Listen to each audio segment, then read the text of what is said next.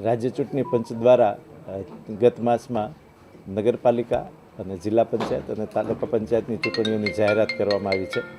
તે સંદર્ભે જામનગર જિલ્લામાં 3 નગરપાલિકાઓની ચૂંટણી આયોજિત કરવામાં આવી છે તથા તાલુકા પંચાયતની એક જામવણથલી તાલુકા પંચાયતની પેટા ચૂંટણીની જાહેરાત કરવામાં આવી છે। જે અનુસંધાને આગામી તારીખ 16ના રોજ મતદાન કરવામાં આવશે। સવારે 7 કલાકથી સાંજે 6 કલાક સુધી મતદાનની તારીખ અને સમય નક્કી થયેલ છે।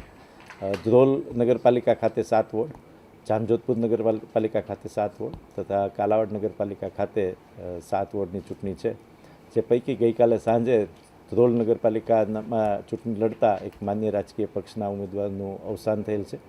જે અંગેનો અહેવાલ પણ રાજ્ય ચૂંટણી પંચને સાદર કરવામાં આવેલ છે।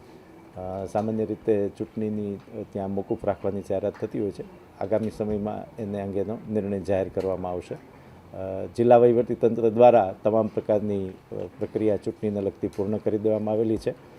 કુલ લગભગ 73,000થી વધારે મતદારો આ ત્રણેય નગરપાલિકા અને તાલુકા પંચાયતની પેટા ચૂંટણીમાં પોતાના મતદાનનો ઉપયોગ કરી શકશે।